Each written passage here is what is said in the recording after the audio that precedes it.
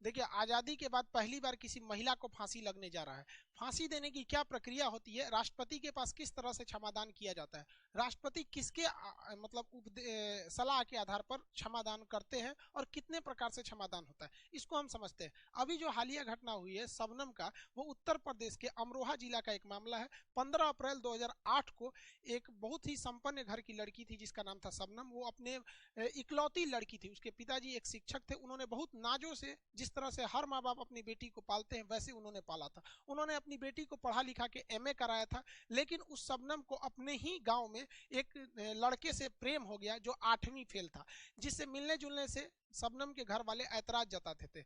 लेकिन एक बार क्या हुआ, ये शबनम जो थी अपने घर वालों को, परिवार के सदस्यों को नींद की गोली देकर और अपने मित्र से मिलने चली गई वहां पर, और जिससे वो प्रेम करती थी। उसका नाम सलीम था, 8वीं फेल था। उसने इसे आइडिया दिया कि देखो तुम्हारे परिवार वाले जो है बीच में रोड़ा बन रहे हैं, एक काम करो अपने परिवार वालों को मार डालो। अब वो शबनम उसकी बात सुन ली, और वो उसका सलीम जो था कहा कि हम चले जाते हैं, तुम एक काम करना मार देना, उसके बाद खुद शोर मचाना कि कोई मार के चला गया। शबनम आके देखी कि जो लोगों को नींद की गोली दी है वो सारे के सारे लोग अभी सोए हुए हैं। इसने अपने परिवार में 7 लोगों का कुल्हाड़ी से मार मार कर हत्या कर दिया। इसमें उसने अपने माँ बाप, 2 भाई, उनकी एक पत्नी यानी भाभी, एक भतीजा, एक मौसी की लड़की, 7 लोगों का निर्मम हत्या कर दिया अपने प्रेम के चक्कर में। बारे ऐसा प्रेम, लातना मारो ऐसा प्रेम को। उसके बाद होशियारी देखिए, अपने आप को बहुत होशियार समझती है। उसने क्या किया, हल्ला करने लगी कि मेरे घर में मर्डर हो गया, हत्या हो गया। पुलिस आई, जांच करने लगी, तो पुलिस को पहले लग रहा था कि कोई बहुत बड़ा हत्यारा होगा जो मर्डर करके चला गया होगा, क्योंकि कोई भी एक महिला इतने निर्मम हत्या नहीं कर सकती है।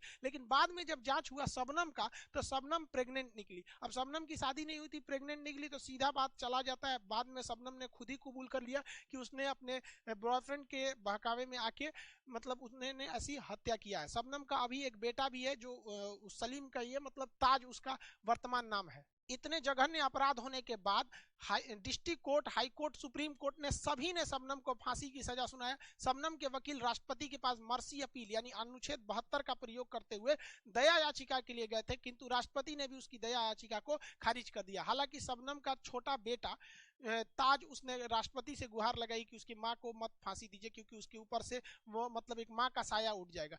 लेकिन भाई जघन्य अपराध करेंगे, आपको छोड़ने का मतलब समाज में एक गलत संदेश जाएगा। तो शबनम को मथुरा जेल में फांसी देने की पूरी तैयारी हो चुकी है। फांसी देने वाला रस्सी बक्सर से आता है। फांसी देने से पहले उतने ही वजन का पत्थर को एक बोरे में रख के लटकाया जाता है, जिससे कि पूरी तरह से रिहर्सल हो।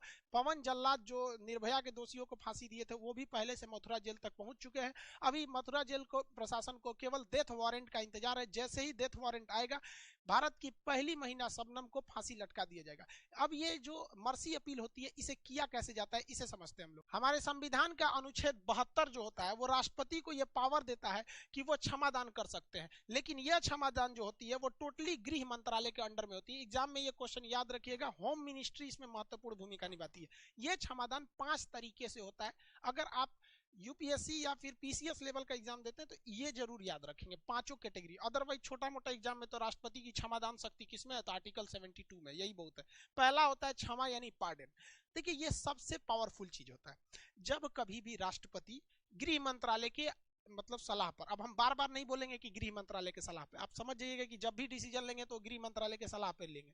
तो जब कभी भी राष्ट्रपति कितना भी बड़ा अपराध या कितना भी छोटा अपराध को पूरी तरह उसको माफ कर देते हैं और कहते हैं तुम चले जाओ, तो उसे कहते हैं पार्डन या क्षमा। इसके बाद वो व्यक्ति एक नॉर्मल हो जाता है, आम आदमी हमारी और आपकी तरह हो जाता है। ये इतना पावरफुल होता है कि किसी व्यक्ति के खिलाफ अभी मुकदमा चल ही रहा है, चाहे वो हाई कोर्ट हो या सुप्रीम कोर्ट हो या डिस्ट्रिक्ट कोर्ट में, वो मुकदमा चलने के दौरान भी राष्ट्रपति कह सकते हैं कि नहीं नहीं इसे हम सजा से मुक्त करते हैं। तो ये ही चीज याद रखेंगे, इसमें पूरी तरह कंप्लीटली माफ कर दिया जाता है, अंडर ट्रायल में भी माफ कर दिया जाता है। ये सबसे पावरफुल होता है। तो पहला हो गया क्षमा। दूसरा जो होता है लघुकरण, इंग्लिश में इसे कम्यूटेशन कहते हैं। लघुकरण में क्या होता है कि सजा का जो नेचर होता है उसे बस बदला जाता है, लेकिन सजा की टाइमिंग को नहीं चेंज किया जाता है। इस बात को हमेशा ध्यान रखिएगा, इसमें केवल नेचर चेंज किया जाता है। जैसे किसी को 10 साल कठोर सजा है, कठोर सजा का मतलब जेल में आपसे कठोर काम करवाया जाएगा। तो किसी को अगर 10 साल कठोर सजा है और राष्ट्रपति को लगता है, वो गया राष्ट्रपति से दया याचिका करने के लिए, तो राष्ट्रपति को उचित लगेगा कि भैया इसको माफ नहीं करने लायक है, बहुत खतरनाक अपराधी है। तो राष्ट्रपति यदि उस पर लघुकरण यानी कम्यूटेशन कर देंगे तो उसकी 10 साल की सजा 10 साल ही रहेगी। बस उसका क्या बदलेगा, नेचर बदलेगा। तो कठोर से वो साधारण कारावास में हो जाएगा, यानी 10 साल कठोर कारावास को 10 साल के साधारण कारावास में बदल दिया, यानी टाइमिंग में कोई चेंजिंग नहीं हुआ, केवल उसका नेचर यानी प्रकृति बदल गई, तो उसे कहते हैं हम लोग लघुकरण। अब इसी लघुकरण का एक दूसरा रूप होता है, उसे हम लोग कहते हैं परिहार। देखिए परिहार जो है ये लघुकरण की तरफ मिलेगा, इसमें थोड़ा कंफ्यूज मत हो जाएगा, इसे कहते हैं रिमिशन। इसमें क्या होता है, ठीक इसका उल्टा हो गया, इसमें नेचर नहीं चेंज किया जाएगा, इसमें केवल टाइमिंग को घटा दिया जाएगा। इसमें नेचर चेंज नहीं होता है, टाइमिंग घटाई जाती है। जैसे 10 साल कठोर कारावास है, 10 साल कठोर कारावास है, देखिए इसमें नेचर नहीं चेंज होगा, कठोर का कठोर ही रहेगा, बस टाइमिंग घटा दिया जाएगा, 10 साल से इसे 5 साल कर दिया जाएगा। तो केवल और केवल टाइमिंग घटाएगा, तो इसे हम लोग कहते हैं परिहार के नाम से जानते हैं। ये क्वेश्चन आएगा तो इसमें कंफ्यूजन नहीं होइएगा। क्वेश्चन ये भी पूछता है कि वह कौन सा ऐसा चीज है, मतलब कौन सा प्रावधान है जो फांसी की सजा पे नहीं लगता है। तो देखिए भैया परिहार जो है ना, ये रिमिशन, ये फांसी पे लगता ही नहीं है। क्यों? क्योंकि भैया नेचर चेंज नहीं होना है, यानी फांसी का फांसी ही रहेगा, केवल टाइम को घटाना है। तो क्या टाइम घटाएगा, नहीं, इसे आधा घंटा की जगह 20 मिनट फांसी दो। अरे भैया 20 मिनट दो तो 15 मिनट दो, टाइमिंग से क्या मतलब है, टांग दोगे मरबे करेगा वहां पे। तो ऐसा नहीं होता है, तो ये चीज याद रखेंगे, इसे फांसी की सजा पर कभी भी परिहार नहीं हो सकता है। हाँ, फांसी की सजा पे लघुकरण हो सकता है। जैसे किसी को फांसी हो गई है, तो फांसी का नेचर चेंज कर दीजिए, उसे आजीवन कारावास में बदल दीजिए। आजीवन कारावास में आप क्या कर सकते हैं, चेंज कर सकते हैं। तो वो क्या हो गया, एक तरह का लघुकरण हो गया, मतलब कैटेगरी चेंज करना, और इसमें केवल टाइमिंग चेंज करना। तो ये 3 समझ गए। अब चौथा और पांचवा समझते हैं। देखिए चौथा जो है वो है विराम। विराम को हम लोग रेस्पाइट्स कहते हैं। विराम कब लगाया जाता है, जब जेल में कोई कैदी है उसका हेल्थ खराब हो जाए, जैसे जेल के अंदर कोरोना हो जाए, या उसे टाइफाइड हो जाए, या बड़ी बीमारी हो जाए, तो उसकी सजा को कुछ समय के लिए रोक दिया जाता है, और उसे नेचुरल मतलब जमानत टाइप में छोड़ दे सकते हैं, या फिर जेल में ही एक अलग से रखने की व्यवस्था कर सकते हैं। उसकी कैदी के नेचर पर डिपेंड करता है, ताकि जब वो स्वस्थ हो जाए तो उसे वापस जेल में लाया जाए। या फिर कोई प्रेग्नेंट महिला है, उसके ऊपर भी विराम या रिस्पाइट लगा सकते हैं। जैसे शबनम केस में वो गर्भवती थी, जब वो जेल में थी, तो उसे जेल मेनू के हिसाब से नहीं रखा जाता है। उसे क्या किया जाता है, एक मतलब जिस तरह से गर्भवती महिला को ध्यान रखा जाता है या एक मरीज को ध्यान रखा जाता है, तो उसमें किया जाता है। तो स्वास्थ्य आधार पर हम लोग विराम को लगाते हैं। अब पांचवा नंबर आता है, ये सारा का सारा चीज अनुच्छेद 72 में ही है, याद रखिएगा, आर्टिकल 72। अब आता है प्रविलंबन। अभी तो यही राष्ट्रपति ने लगाया है फांसी पर, इसे रिप्राइव कहते हैं। अभी देखिए प्रविलंबन में क्या होता है, ये स्पेशली फांसी के लिए ही आता है। जब कभी भी सुप्रीम कोर्ट फांसी की सजा सुनाती है, तो उसको रोकने के लिए, लेकिन परमानेंट नहीं रोकना है, टेम्पोररी रोकना है, तो टेम्पोररी रोकने के लिए यानी सुप्रीम कोर्ट के फैसले पर स्टे लगाने के लिए राष्ट्रपति प्रविलंबन का प्रयोग कर देते हैं। जैसे सुप्रीम कोर्ट ने कहा कि किसी व्यक्ति को कह दिया आपको 25 फरवरी को फांसी दे दी जाएगी। अब आज की तारीख है 18 फरवरी, तो 18 फरवरी को सुप्रीम कोर्ट ने कहा कि तुम्हें 25 फरवरी को फांसी दे देंगे। तो वकील को लगता है कि भैया एक हफ्ता मेरे पास टाइम है, हम राष्ट्रपति के पास क्षमा मांगने चले जाएंगे कि भैया माफ कर दीजिए। पता चला राष्ट्रपति गए हैं अमेरिका दौरा पे, तब तो बेचारा को टांग देगा सब यहाँ पे सुप्रीम कोर्ट राष्ट्रपति है ही नहीं है। तो ऐसे कंडीशन में राष्ट्रपति क्या कर जाते हैं, प्रविलंबन कर देते हैं कि भाई साहब एक काम करो, अभी इसकी फांसी की सजा को रोक दो, हम अपना दौरा निपटा के आएंगे या फिर काम हम निपटा के आएंगे, फिर हम इसकी फाइल देखेंगे, फिर हम कहेंगे कि इसे माफ किया जाता है या नहीं। और जब हम कह देंगे नहीं से नहीं माफ करते हैं, जैसे अभी के इसके फांसी की सजा पर अभी भी रोक है, जो शबनम है उसे कहां फांसी दिया गया, हाँ कंफर्म है कि फांसी देना है, लेकिन उस पर रोक लगा हुआ है, किसी को डेट नहीं पता है, हिंदुस्तान में किसी को नहीं पता है, क्योंकि उसके ऊपर अभी क्या लगा हुआ है, प्रविलंबन। राष्ट्रपति ने रोका हुआ है कि जब तक मेरा प्रविलंबन है तब तक फांसी नहीं लग सकती। अब राष्ट्रपति क्या करेंगे, प्रविलंबन हटा लेंगे, तब सुप्रीम कोर्ट एक डेट डिसाइड कर देगी, भैया इस डेट को इसको टांग दो, टांग दो, ससुरी बहुत कूद रही थी, टांग दिया जाएगा, मर जाएगी वहां पे। तो आप ये पांचों टाइप का कैटेगरी समझ गए। ये सारा का सारा पावर राष्ट्रपति को अनुच्छेद 72 के तहत मिला था। लेकिन राज्य का जो मुखिया होता है वैधानिक हिसाब से, संविधान के हिसाब से वो राज्यपाल होता है, तो राज्यपाल को भी ये सारी शक्तियां मिली होती हैं, बट आर्टिकल अंतर याद रखेंगे, वो 161 के तहत मिलता है। तो राज्यपाल 161 के तहत क्षमा कर सकता है और राष्ट्रपति 72 के तहत। दोनों में अंतर क्या है, राष्ट्रपति किसी भी तरह की सजा को माफ कर सकता है, जिसमें इंक्लूड है फांसी भी। राज्यपाल जो है सब सजा माफ कर सकता है, लेकिन फांसी की सजा को माफ नहीं कर सकता है। राष्ट्रपति जो है, क्योंकि वो तीनों सेनाओं का अध्यक्ष होता है, यानी तीनों सेनाओं के सबसे ऊपर राष्ट्रपति है, इसलिए कोई सेना का न्यायालय है जिसे कोर्ट मार्शल कहा जाता है, उसने कोई सजा सुना दिया किसी फौजी को कि तुमने नियम तोड़ा है, हम तुम्हें 10 साल की सजा सुनाते हैं, तो राष्ट्रपति उसकी सजा को भी माफ कर सकता है। बट राज्यपाल, सेना के मामले में राज्यपाल को कोई पावर ही नहीं है, इसलिए राज्यपाल फांसी की सजा और सेना के न्यायालय में हस्तक्षेप नहीं कर सकते। अब यूएसए का कानून देखिए, अमेरिका के कानून में जो राष्ट्रपति है, अभी जो बाइडेन है, जो बाइडेन भी किसी भी सजा को माफ कर सकते हैं, लेकिन जो बाइडेन भी अमेरिका के राष्ट्रपति, सेना ने अगर किसी फौजी को सजा सुना दिया, अमेरिका के किसी फौजी को सुना दिया कि कर्नल ने, तुमने अपने सीनियर का आदेश नहीं माना, तुम्हें 10 साल की सजा, तो उसमें राष्ट्रपति कुछ नहीं कर सकते।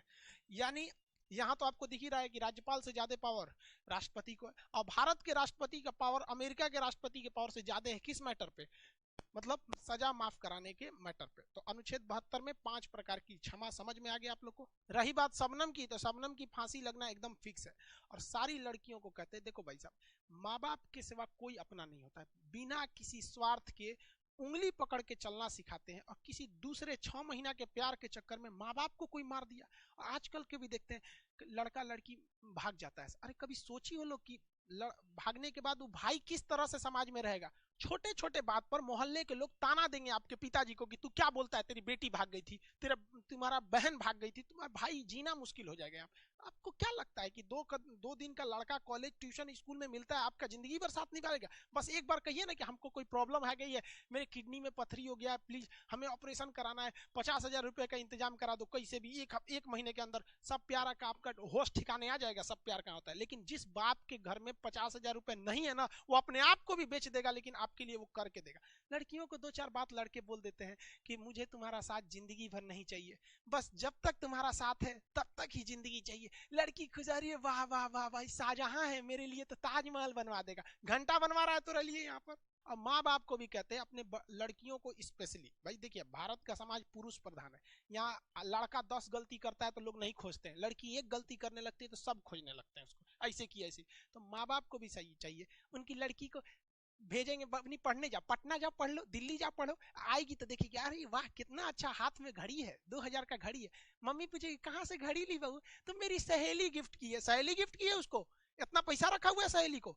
इग्नोर करते हैं माँ बाप भी वहां पर। और जिस दिन घड़ी में तो पापा की लड़की परी लगेगी, जिस दिन उड़ेगी तो पाप कहेंगे भाग गई लो हमारा बेटी। अरे शुरू से ध्यान दीजिए वहां पर। यहाँ पे अरे यहाँ तो लड़का लड़की घर जाता है तो रास्ते में अपना चैट डिलीट करके जाता है, मोबाइल वोबाइल है यहाँ पे। तो सबको कहते भाई साहब, जो लड़के क्लास में पढ़ रहे होते हैं ना, यहाँ कोई लड़का लड़की नहीं पढ़ता है, माँ बाप के अरमान बैठ के पढ़ाई करते हैं, और उसको आप लोग रौन देते हैं। और लड़कों को भी कहते हैं यार प्यार मोहब्बत के चक्कर में मत पड़ यार, मुस्कुराने के चक्कर, लड़कियां का मुस्कुराने पे नहीं जाना चाहिए। वो लड़की जब तो मुस्कुरा के गोलगप्पा वाले की गिनती भुलवा देती है, हंसी पे चल जाते हैं यहाँ पे, सबके साथ वही बतियाएगी सब हंस हंस के। एक लड़का आ रहा था मेरे क्लास में, आया कहा सर हम सुसाइड कर लेंगे, हमारा मतलब ऐसे हो गया, ब्रेकअप हो गया। क्योंकि काहे सुसाइड करेगा? कह रहा है कि सर उसके जैसी लड़की हमको मिल ही नहीं सकती है, कभी नहीं, दुनिया में मिलेगी नहीं। हम कह सुन सुन सुन, जब वो तुमको नहीं मिली थी तो तुमको पता था कि ये बहुत अच्छी लड़की है? नहीं ना, मिलने के बाद ना तुमको पता चला। वैसे ही दुनिया में बहुते लड़की है, मिलेगी ना तो उससे भी अच्छी मिल जाएगी।